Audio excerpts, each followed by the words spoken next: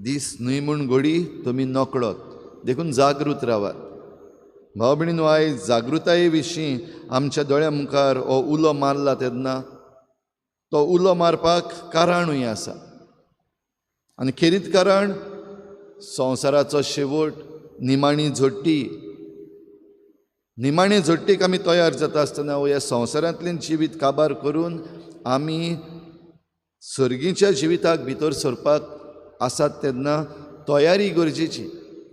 तयारी जरी तर ना जाल्यार आमी खंय आसात आनी खंय ना तें आमकां खबर आसची ना. आनीक आमकां असलोय ताळो आयकूंक येवपाक शकता, हांव तुमकां वळखच ना. तर तयारी म्हणटा ती सादी तयारी सोंपी ना. तयारी म्हणटा ती मातशें अवघड, ताका एक आव्हान आसा. आनी देखूनच हें आव्हान पाळटलो जाल्यार, ही तयारी सारकी जातली जाल्यार देवीक जाणवाय भोव गरजेची. आयज आमी हे जाणवाये विशीं आयकता, देवाची जाणवाय आनी देवाची शक्ती खंय आसा. आयज संवसाराचेर नदर मारीत जाल्यार जायते बुद्धवंत आसात, जायते शास्त्री आसात, जायते शिकोवपी आसात. पूण ही सगळी जाणवाय जी मनशांची आसा ती देवाचे जाणवाये मुखार पावना. कित्याक जायते फावटी मनशाची जाणवाय आसा ती देवीक जाणवायेक पिशेपण म्हणटा. आनी आमकां हेच्या पयल्या वाचपान भाग्यून पावलू कोरिंथकारांक बरोवन बरे भाशेन सांगता, खुर्साचें पिशेपण. ग्रेक जे आसले, भोव करून जे ग्रीक आसात ते सगळे तत्वगिन्यानी शिकलोले मनीस, तांचे लागीं जाणवाय आसा. जुदेव जे आसात तांकां खेरीत भाशेन अभिमान आसा आपल्या भावार्थाचो आनी आपल्या वेंचणुकेचो, की देवान आमकां वेंचून काडल्यात, ही परजाती देवान वेंचून काडल्या ती. म्हणटच ही जाणवाय आनी हें तत्वगिन्यान जें आसा तें घेवन जरी तर जेजूक पळयलो वो जेजूच्या खुर्साक पळयलो जाल्यार तें पिशेपण कशें, तें एक विकनस कशें. पूण खुर्सार खिळायलेलो क्रिस्त ही सगळ्याहून व्हडली जाणवाय आनी ताच्याहून आनीक बरी जाणवाय ना अशें आमकां भाग्यून पावलू उक्तेपणी सांगता. देखून ही जाणवाय जो कोण मानून घेना की देवाचो पूत ह्या खुर्साच्या लांकडार मरता, आमकां पातकांतलीं सोडूंक आनी आमकां जिवीत दिवंक आनी तें जिवीत आमकां सुभापणी दिवंक, हें जो कोण मानून घेना ताची कितली व्हडली शाणेपणां आसूं, कितली व्हडली जाणवाय आसूं, ती देवा मुखार सारकी पोक्की. म्हणटच मनशाची जाणवाय, मनशाचें शाणेपण तें केदेंय आसूं, देवाचें पिशेपण पासून आमी म्हणटा जाल्यार हो खुरीस जाल्यार हें पिशेपण आमचे सगळे जाणवायेवून व्हडलें अशें आमकां भाग्यून पावलून सांगलां. तर भाव भयणीनो, आमी खरेपणी आमच्या जिवितान पळयत जाल्यार ही तयारी, आमची निमाण्या दिसाची तयारी वा आमची निमाणे झोडटेची तयारी कशी भाशेन जावची, ही आमची तयारी केरीत भाशेन आमच्या बऱ्या करण्या वरवीं आमी जेजूच्या शिकोवणे प्रमाणे आमचें जिवीत जिवन करपाक जाय. जेजू आयज आमकां शुभ वर्तमानान ही कांय बरी वापार सांगता. ही वापार उत्सवाची. उत्सव भाव भयणीनो आमकां आतां जायते दिसती पडटात. आतां सद्याक आमचो अमृत उत्सव जाला, आनिकूय असले जायते उत्सव आमी मनयत आसतात. आनी जायते फावटी हे उत्सव म्हणलेले आसात तातूंत आमी घुस्पल्लीं आसा.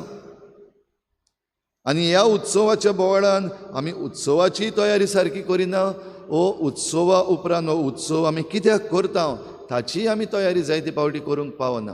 कित्याक आमचें मन फकत थोड्याशा वस्तूंचेर, बारीक वस्तूंचेर ओडलेलें आसा. आयची ही वपार जी सांगल्या लग्नाचो उत्सव म्हणल्यार ह्या जुदेव लोकांक एक व्हड उत्सव आसलो. आयची आमची काजारां जातात ती बेगीन बेगीन आमी काबार करता, 1 दिसांनी 2 दिसांनी काबार करुया, उडोवया. पूण काजाराचो उत्सव, लग्नाचो उत्सव आख्खें सुमानभर चलतालो. भोव करून इज्रायेलान पयलीं व्हंकलेच्या घरांत हावन सगलीं बरीशीं चलोन पुरसांव काडून न्हवऱ्याच्या घरा व्हरून व्हंकलेक पावयतालीं. आनी ती वेता आसतना व्हंकल न्हवरो मोटोर घेवन वचनासलीं. आतां आमी आमची वेतात ते भाशेन. आतां घडी आमचें सुदारप जालां, आमी मोटरांनी भोंवता, जाल्यार व्हंकलेगेर तावन न्हवऱ्यागेर पावता म्हणल्यार वाटेर जायतो लोक दोनूय वाटांनी रावतालो आनी तांकां आपलो आशिर्वाद दितालो. म्हणटच हो लोक तांचे बराबर खुशाल जातालो, आपयलोलीं तशेंच आपय नासलोलीं. आमच्या घरा मुखाल्ल्यान तावन वा आमच्या रस्त्यान व्हंकल न्हवरो वचपाचो आसा, एक लग्नाचो उत्सव जावपाचो आसा, सगळीं येतालीं, लायणीन रावतालीं. आनी जांकां कोणाक आमंत्रण आसा ह्या लग्न उत्सवाक भितर सरूंक तीं तांचे बराबर वेतालीं आनी मागीर तीं भितर वेतालीं. असल्या वेळार आख्खें सुमानभर जेन्ना ही समरमणी जाता, खंयच्याय वेळार केन्नाय न्हवरो व्हंकलेक घेवन परतून व्हंकलेगेर येतालो, जायते फावटी सांगनासतना. देखूनच हें आख्खें सुमानभर व्हंकलेकारां जीं आसात तांणी जागृत रावपाक जाय आसलें, तयार रावपाक जाय आसलें. आनी आयची जी आमी आयज ही वपार जी आयकता ती असलीच, व्हंकलेच्या घरा, न्हवऱ्याच्या घरा न्हय. जाल्यार न्हवरो व्हंकलेक घेवन परतून व्हंकलेगेर जेन्ना येता तेन्ना ह्यो आंकवारी ताका येवकार दिवंक रावताल्यो. आमी आयकलां 10 आंकवारीची खबर, त्यो घडी कितल्यो आसताल्यो त्यो खबर ना, पूण ह्यो 10 आंकवारी. आनी जेजू आमकां हो संदेश काय बरो दिता, 10 आसात तातूंतल्यो 5 शाण्यो, 5 पिसाट. पयल्या वाचपान आमी शाणेपणाची आनी पिशेपणाची खबर केल्या, जाल्यार हांगाय शाणेपण आनी पिशेपण आसा. शाण्यो कोण? ज्यो तयार रावतात सगल्या वेळार. आनी सगल्या वेळार तयार रावप म्हणल्यार अकस्मात जेन्ना न्हवरो येतलो तेन्ना ताका येवकार दिवंक ज्यो वस्तू गरजेच्यो आसात त्यो तयार दवरप. ज्यो ह्यो 5 शाण्यो आंकवारी आसात तांणी दवरले. दिवल्यो पेटोवपाक तेल जाय, म्हणटच तांणी आपल्यो दिवल्योय दवरल्यो तयार, तांणी तेलूय तयार दवरलें, सुबेज तेल. जाल्यार उरलेल्यो आंकवारी 5 पिसाट ज्यो आसात त्योय तेंच कारणाक लागून आयल्यात, म्हणजे ह्या न्हवऱ्याक येवकार दिवंक. पूण येवकार दिवपाची मुखेल खुणां दिवल्यो आसात त्यो तांचे लागीं आसात, पूण ते दिवलेक ही कीट लायतली आनी हो उजो जळटो दवरतले तें तेल तांचे लागीं ना, म्हणटच तयारी ना. भावा भयणीनो, आयज आमच्या जिविताचेर नदर मारल्यार आमी खंय पडटा काय? ह्यो शाण्यो आंकवारी आसात तातूंत, काय आमी पिसाट आसात तातूंत पडटा? तयारी करतले जाल्यार आमकां खबर तरी आयज आसा जायत्या वस्तूंची, कित्याची तयारी आमी करूंक जाय ती. वो जायते फावटी तयारी आनी कोण करतात? तो कोत्तलो, तो कोत्तलो, हो कोत्तलो. आनी जायते फावटी आमी फकत त्या उत्सवाक वचपाक तयार. सगळी तयारी जाल्या उपरांत मागीर आमी या काजाराक या, डान्साक या, प्रोग्रामाक या. तयारी आनी कोण करता? आनी असली तयारेन ज्या कोणें तयारी केल्या तांकां खबर आसा हो उत्सव कितें, हो उत्सव कित्याक केला, हो उत्सव कसो जाता. ही आख्खी मांडावळ ज्या कोणें तयारी केल्या तांकांच खबर आसता. जी फकत बेश्टीच पार्टिसिपंट्स म्हूण आयल्या तांकां चड खबर आसना. देखून जायते फावटी सांडलोलीं जातात. आमच्याय जिवितान भाव भयणीनो आमकां अशें जाता काय? जेन्ना आतां जायते उत्सव आमी मनयता वेगवेगळे तरेचे, ह्या उत्सवान आमी खंय आसा काय? फकत आमकां आपयल्यान देखून धांवलीं आनी पावल्या उपरांत कितें तें आमकां कांय खबर ना, असलें आमकां जाता काय? हाचेर आमी नदर मारपाक गरज. आनी हें सगळें आमी चिंतता आसतना आमची तयारी सदांच जावचे पासत सगल्या वेळार जागृत रावात. फेस्त करपाक आनी उत्सव करपाक न्हय, पूण आमच्या जिविताची तयारी आमी आमच्या सोडवणदाराक भेटपाक, आमी आमच्या सोडवणदाराक भेटून आमी सर्गीच्या राज्यान जें सासणाचें जिवीत तातूंत भितर सरच्याक. तर आयच्या दिसाक ही कृपा आमकां मागुया.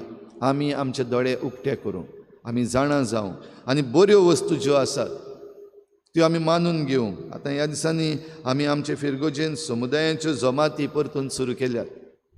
समुदायांनी आमी परतून मेळूंक, बाराबर मागणें करूंक, बाराबर थोड्या विशयांचेर आमची भासाभास करूंक, बाराबर आमी एकामेका पासत मागूंक आनीक बाराबर मेळून जी जबाबदारी आमकां आसा आमचे पवित्र सभेन आनी आमच्या समाजान ती आमचे मदें बरे भाशेन वांटून घेवंक.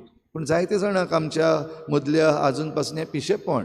त्या समुदायांच्यो मिटींग्यो केद्यो व्हडल्यो त्यो जातात, वो त्यो बायलांच्यो मिटींग्यो जाल्ल्यो आसात, वो ते मागण्याची सर्वीस, प्रेयर सर्वीस. आमकां हें पिशेपण जाल्लें आसा जायते जाणांक. पूण तें पिशेपण म्हणून खरेपणी आमी पिशेपण करता आनी आमचें हें शाणेपण जें आसा तें देवा मुखार सारकें पिशेपण. हाचे घडये आमी जायते फावटी नियाळूय केला, जायते फावटी आयकलां. तरी आसतना आमी जें कितें करूंक जाय तें करूंक आमी आजून पासून घडये फाटीं सरता. आनी बऱ्यो वस्तू ज्यो आसा आमकां म्हणजे आमचे दिवल्यांनी तेल पेटोवन दवरपाक, आमच्यो दिवल्यो सद्दां पेटोवन दवरूंक, जी आमकां एकामेकाच्या सांगाताची, एकामेका बरोबर आमच्या एकवटाची आनी आमचें मन देवाच्या उतराचेर घालून एक समुदाय, एक कम्युनिटी कशी आमी ते आमच्या जिविताक नियाळपाची, ही जाणवाय आमी कुशीन उडोवन संवसाराच्या पिशेपणान घडये गुल जाल्लीं आसा. आमकां वेळ ना, हांव बेगीन पावना, घर एकटेंच आसा, घरान कोण ना, सगळे तरेचीं कारणां आनी निबां आमचे लागीं आसात. पूण ज्या वेळार आमकां सगल्यांची गरज पडटली त्या वेळार जायते फावटी आमकां कोण ना, तेन्ना आमकां आमचें पिशेपण घडये समजतलें.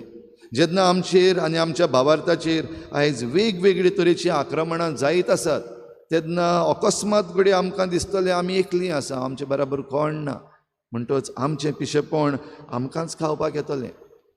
तर आमचें पिशेपण आमकां खावूंक येयना जावपाक ही देवीक जाणवाय आमी आपणावंक गरज. खुर्सार खिडायलेलो क्रिस्त, देवाची जाणवाय, देवाची शक्ती. जाल्यार ही शक्ती आनी ही जाणवाय आमकां दी म्हूण हे भेटेंत आमी मागुया.